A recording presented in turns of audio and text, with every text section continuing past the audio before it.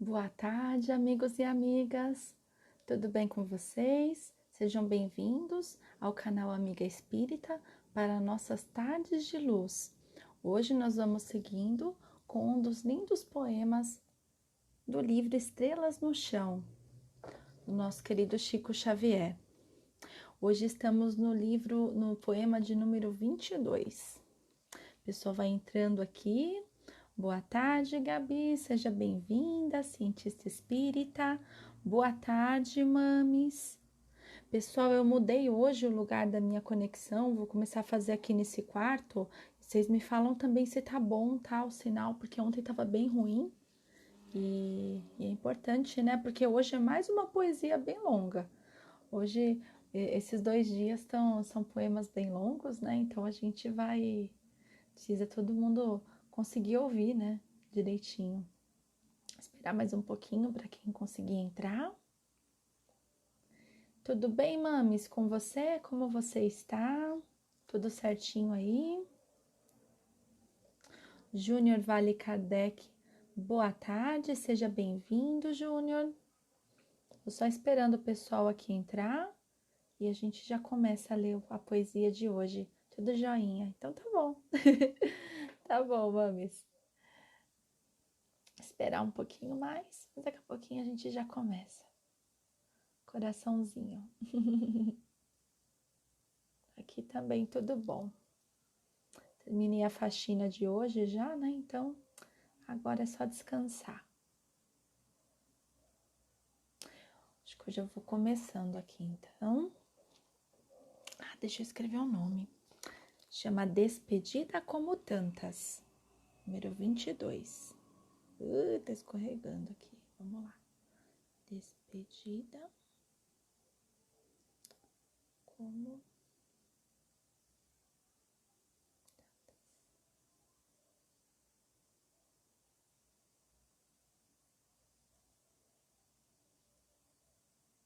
Vamos lá. Despedida como tantas. Esta história não é minha, é do Juquim Avelar, que me pediu letra e nome quando a pudesse contar. Ele disse: há quem indague, na vida em que me aprofundo, o que foi que vi de perto quando cheguei no outro mundo. Por isso, ninguém se espante, nem se fira na surpresa, se minha fala aborrece, pois converso com franqueza. Bom, parece que é mais um desses poemas, né, de uma pessoa no momento de desencarne, e ele vai narrar alguma coisa aqui, né? Vamos seguindo. Meu grande choque a princípio foi enxergar a meu lado meu corpo frio e sem vida, lembrando um tronco lascado. Nada sabia da morte, sentia enorme canseira, e o meu susto foi tão grande que caí numa cadeira. Havia gente na sala, conversando à revelia. Gemi, pedindo socorro, no entanto, ninguém me ouvia. Vi minha velha num quarto, magrinha, quase esqueleto, chorava desconsolada, toda vestida de preto. Então aqui a gente vê, né, que ele desencarnou e ele está no seu próprio velório. Ele viu o corpo dele ao lado dele e muitas vezes, né, quando as pessoas aqui, elas não têm o conhecimento de como essa passagem, é, como que funciona, né, as coisas, eles falam muito, né, que é um misto de susto e surpresa. Então você vê toda a situação, né, igual ele falou, ele via as pessoas, ficava gemendo, pedindo socorro, mas ninguém ouvia ele, né? Porque o corpo dele estava ali, mas ele estava ao lado ali, vendo o corpo, né? E aí ele viu a esposa dele, provavelmente, né, vestida de preto, chorando. E vamos lá. Os meus 2 filhos presentes, Antoniquinho e Cesário, segredavam de um ao outro sobre assuntos de inventário. Antoniquinho explicava que exigia toda a gleba, com casa e benfeitorias, do sítio da Jurubeba. Mas Cesário acrescentava que não cederia a tudo, que todo caso de herança precisa de muito estudo. Eles dois continuavam, fechados na discussão. Nem se lembravam de mim entre a cadeira e o caixão. Então aqui a gente vê, né, os filhos dele discutindo coisas do inventário, das posses que ele tinha, vendo quem ia ficar com a herança, quem que não ia, e pouco se importando ali naquele momento de respeito, né, ao pai que estava ali do lado, nem se importando, né, com o momento, nem com ele, e só lembrando das posses, né, dos bens materiais e preocupado com isso, né, todos concentrados. Então, é muito triste, né, uma situação dessa e ainda você desencarnado, né, pessoa desencarnada vendo isso acontecer, né? Porque muitas vezes em vida, né, a pessoa às vezes pode aparentar uma coisa, né, mas naquele momento achando que ninguém estava vendo, né, só tava ali os dois, mal sabia que o pai estava ouvindo tudo, né? Muito triste mesmo. Acompanhando de perto os lances daquela briga, sentia arroxo no peito e muita dor de barriga. Notando a falta de apreço que vinha de minha gente, sofri aflição de novo, tornei a ficar doente. Dona Cocota afirmava, sempre agarrada à mentira, que eu furtava muita terra no roçado da traíra. Por fim, me vi agitado, naquela sala de espera, cansado de tanto ouvir o que era e o que não era. Então ele foi, né, vendo as pessoas falando mal dele e, e isso foi fazendo mal para ele, né? Ele fala até que ele sofreu aflição de novo, né? Voltou a ficar doente e as pessoas ali, né, falando dele em vida, julgando aquele falatório só, né, no velório. Quase louco, me apeguei à força que vem da prece. Rogava socorro ao Cristo, viesse de onde viesse. Então ele começou a rezar, né, por ele mesmo, porque ele mesmo pedia ajuda, porque ele se vê naquela situação aflito e ele mesmo começou a pedir, né? Aí um guarda surgiu, mostrando sinais de luz. Entendi que era a resposta do meu pedido a Jesus. Então ele pediu e ele foi atendido, né? Prontamente. Ainda bem, né? Desviei minha atenção para as visitas em casa. Aí senti que a vergonha punha meu rosto na brasa. Todo assunto em andamento era simples zombaria. Cochicando a meu respeito, o grupo falava e ria. O amigo Tonico Salles, apontando minha carcaça, comentava que eu morrera de tanto beber cachaça. O Adão dizia que eu andava sempre na chuva, mas carregava nas costas muito choro de viúva. O guarda puxou-me o braço para eu deixar o velório, mas eu disse ter receio do inferno e do purgatório. Então ele vendo, né, toda essa situação do pessoal falando dele e comentando, né, sobre a situação dele. Ainda bem que apareceu o guarda, né? E, e aí, né, o guarda puxou ele para sair do velório. Olha só esse guarda, né? Aí ele falou pro guarda: Não, não, mas eu tô com medo. Eu não sei se eu vou pro inferno, se eu vou pro purgatório, para onde que eu vou, né? E vamos ver. Ele, porém, me explicou, alegre e calmo, sorrindo: Avelar, do purgatório você hoje está saindo. Então procurei a rua e larguei os gritos meus: Adeus, terra, adeus, meu povo. Purgatório, adeus, adeus. Manuel Serrador, esse poema. Então, olha só, né? Ele mesmo, finalizando aqui, ele mesmo viu o purgatório, não, ele mesmo viu seu velório, viu as pessoas que estavam em volta, essas pessoas, os filhos discutindo herança, a mulher chorando, os amigos falando mal, a vizinha, todo mundo caluniando ele, né? E ele por si só começou a pedir ajuda para Jesus, porque ele se via, ele viu seu corpo lá no velório, via as pessoas, não conseguia fazer nada e bateu aquela aflição, né? Ele pediu, graças a Deus e ao merecimento dele, veio esse guarda, né? Com esse caminho da luz para buscar ele e explicou, né? Que ele teria que sair de lá e que ele não precisava ter receio do inferno e do purgatório, porque na verdade, né? Ele mesmo falou que do purgatório ele estava saindo hoje, né? Todo o sofrimento, essa expiação, né, que ele estava passando. Então a gente começa a pensar, né, que ele fez algo por merecer também para para ter essa ajuda. Então, se todo mundo falou tão mal dele e caluniou, talvez não seja de toda a verdade, né? E ainda bem que ele começou a pedir em oração, porque também, né? E é um dos pontos que a gente sempre vê, e até vou ler aqui um pedacinho do Livro dos Espíritos que tem em relação a isso, só para a gente complementar, que na questão. Oh, boa tarde, Ricardo, seja bem-vindo. Acabei de ler a poesia aqui, eu consegui fazer um resumo, e eu acho que deu para entender mais ou menos.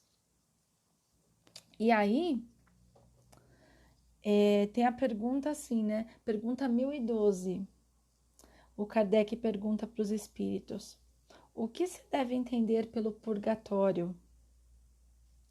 Aí eles respondem: dores físicas e morais.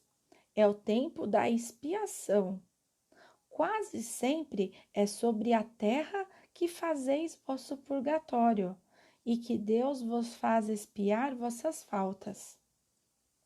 Aí o Kardec complementa aqui: o que o homem chama purgatório é também uma figura pela qual se deve entender, não um lugar determinado qualquer, mas o estado dos espíritos imperfeitos que estão em expiação até a purificação completa que os deve elevar ao nível dos espíritos bem-aventurados.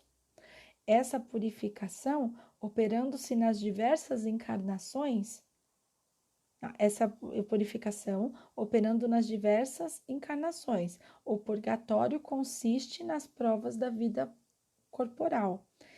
Então, a gente acaba pensando, né, se o purgatório é um lugar de sofrimento, né, que em tantas religiões se fala que é aquele que você vai expiar por tudo que você fez.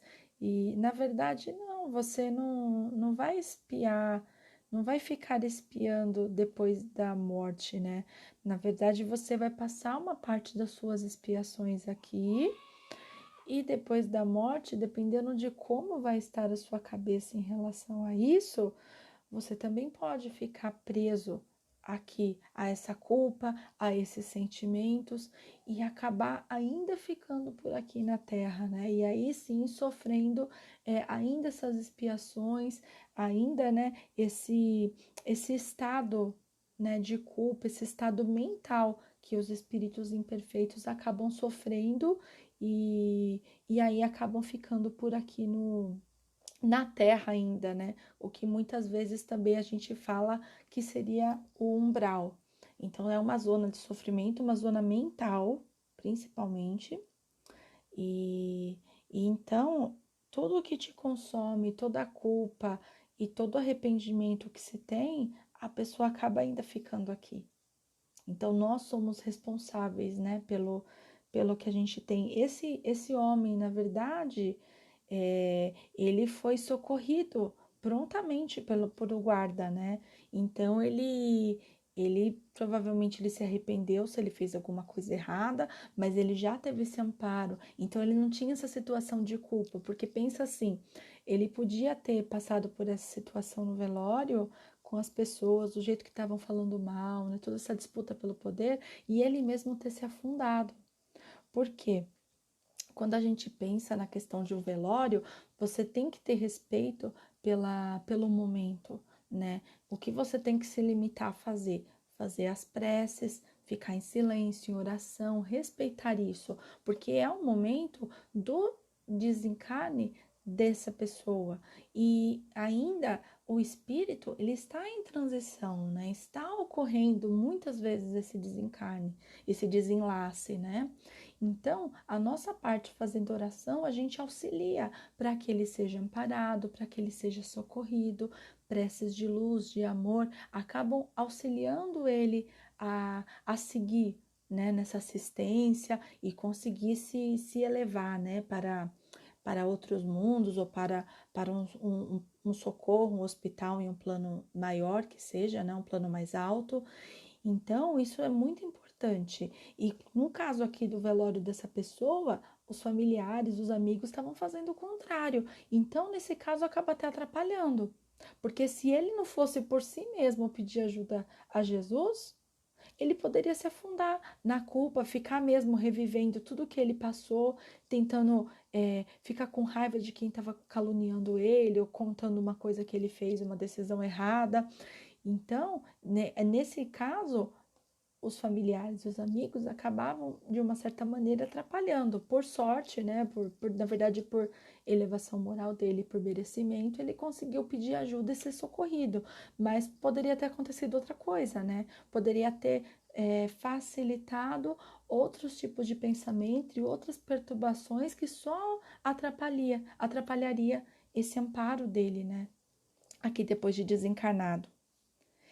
E aí vamos continuar aqui na 1013, ele fala assim: como se dá que espíritos que, por sua linguagem, revelam superioridade, tenham respondido a pessoas muito sérias a respeito do inferno e do purgatório, conforme a ideia que deles se faz vulgarmente?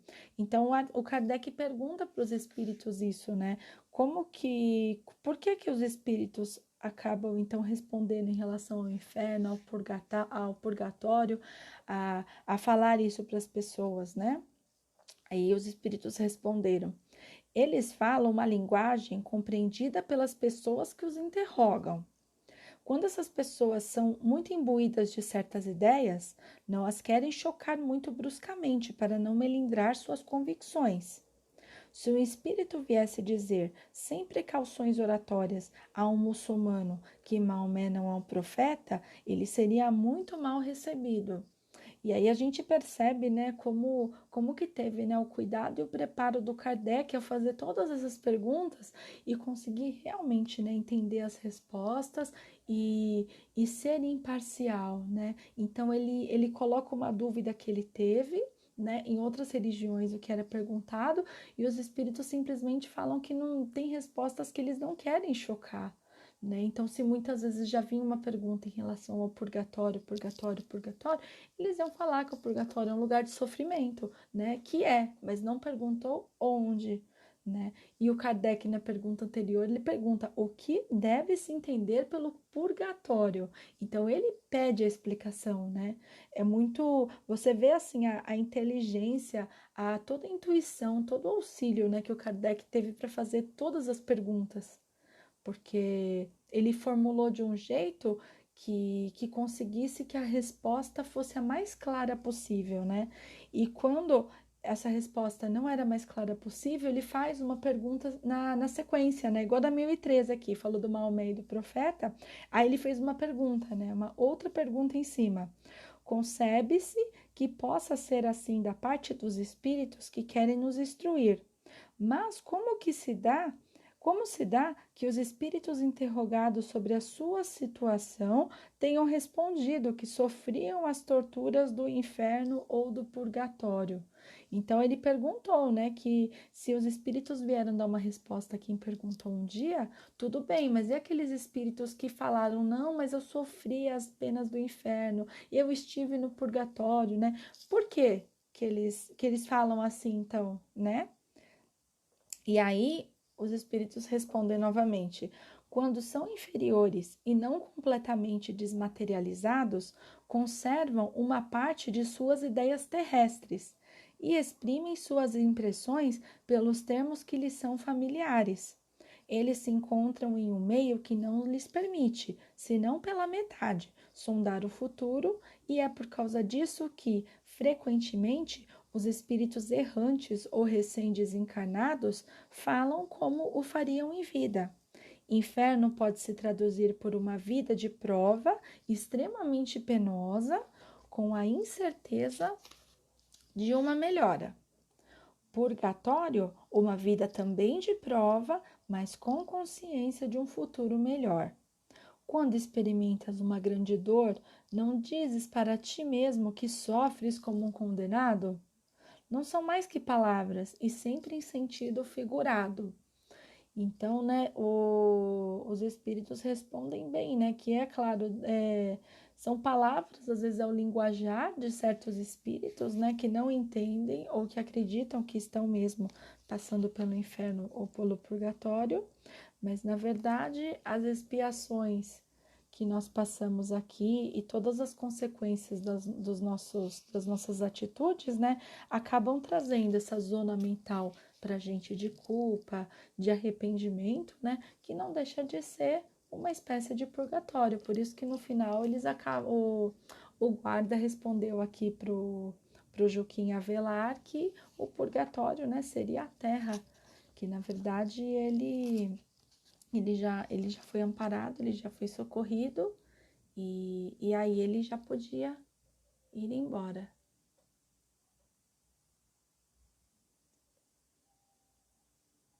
Mami, você tá conseguindo ouvir? Depois me dá uma confirmada, por favor. Que eu acho que você saiu, né?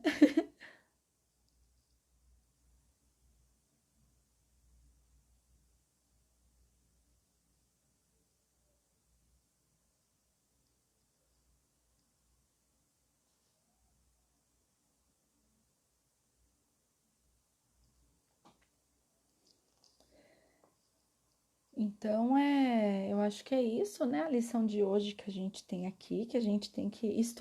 Então tá bom, acho que você acabou saindo aí, saiu aqui, eu até olhei minha conexão, que hoje somos só nós duas, né? E, e aí a gente finaliza aqui. Não, ixi, então pode ser minha conexão que tá oscilando, viu? Mas não tá mesmo, tá normal, né? Acho que tá normal aqui, não sei. Vai ver foi alguma coisa do Instagram, então mesmo.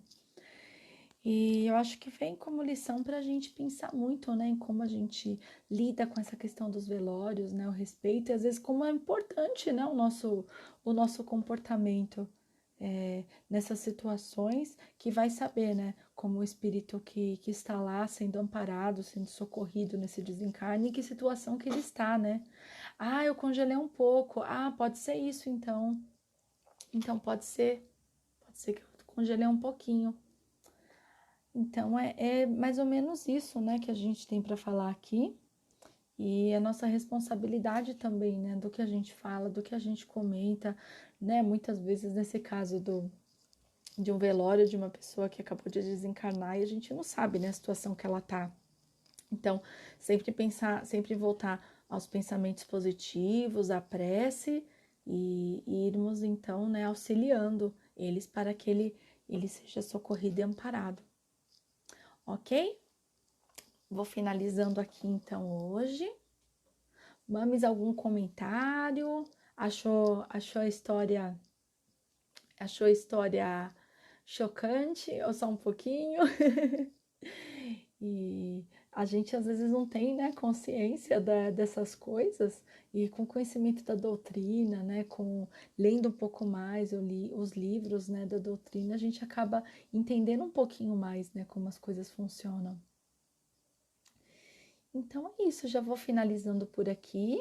Agradeço a presença sua, Mames, hoje. E amanhã continuamos, então. Amanhã, 4:30 da tarde também, tá bom? Obrigada, fiquem com Deus. Tchau, tchau. É um pouco chocante, né, Mames? Ah, agora entrou. Aloísio, boa tarde, estou saindo agora. Acabei de acabar. Depois você vê o vídeo, tá bom? Já vou finalizando, já finalizei aqui. Não, não tem problema. E hoje tá super vazio. Acho que o pessoal tá cheio das tarefas hoje.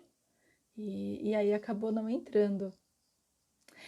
Não, então, mames, mas aí não é o poder falar nada, né? Eu acho que é a questão de você ficar em prece mesmo, né? Não ficar no sentido de, falando que a pessoa fez em vida, ou que não fez. Falar coisas boas, tudo bem, né?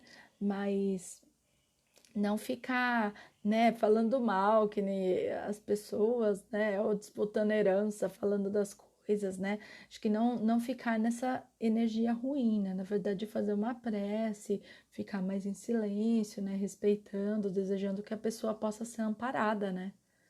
Então aí a gente acaba auxiliando um pouquinho. Pessoal, já vou finalizando aqui, que eu já acho que hoje o pessoal foi entrando agora, mas acabei já o vídeo, já fiz a leitura, e aí depois vocês assistem gravado, tá bom? Obrigada, gente. Tchau, tchau. Até amanhã, 4h30. Muito obrigada. Tchau, tchau.